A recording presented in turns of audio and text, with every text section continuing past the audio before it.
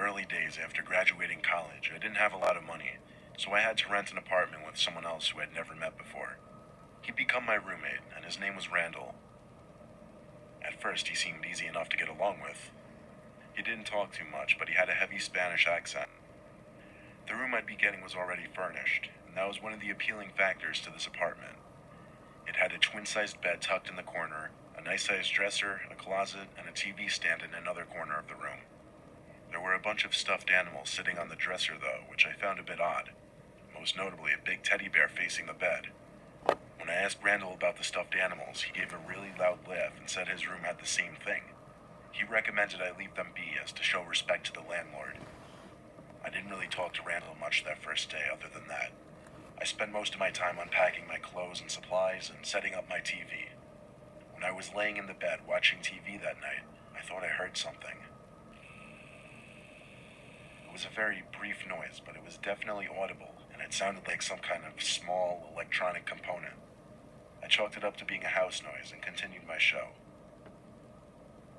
The next day, Randall wasn't home all day. I didn't know if or where he worked, but I just assumed he was at work.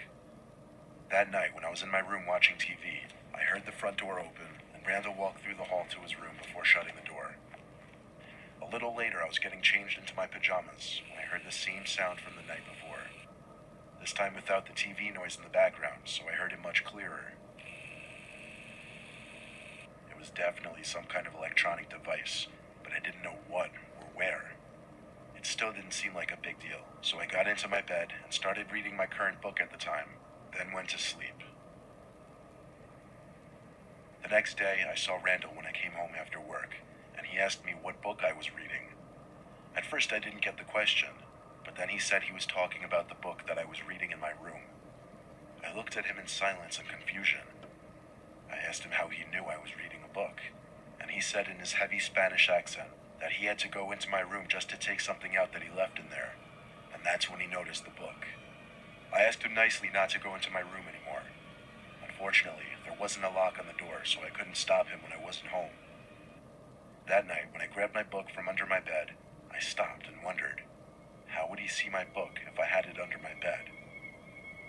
Thinking about this now creeped me out, and I was in no mood to read anymore. I looked around the room as I thought to myself, then I noticed that big teddy bear on the dresser again. How it was angled so perfectly to face me in the bed. Then I had a thought, a scary thought. I stood up and walked over to the bear, grabbed it, and looked closely into its eyes. I felt my heart skip a beat when I realized there was a camera in one of the eye holes. I threw the thing into the corner of the room and went to Randall's door and tried opening it. His door apparently had a lock because it wouldn't open, but I knew he was in there. I pounded on the door screaming his name, but he wouldn't answer. I saw the light sneaking in through the bottom of the door go dark, as I assumed he turned off the light. I went back to my room and called the landlord. I explained everything and told him I'm leaving right now, and I had a valid reason to void the contracts. I packed the little amount of things I brought into my car and left that same night, never looking back. The landlord surprisingly never even came to me to collect the money for those few days I was there. Ever since that night, I have a phobia of stuffed bears. Like, I always have to turn them away so that they're not facing me.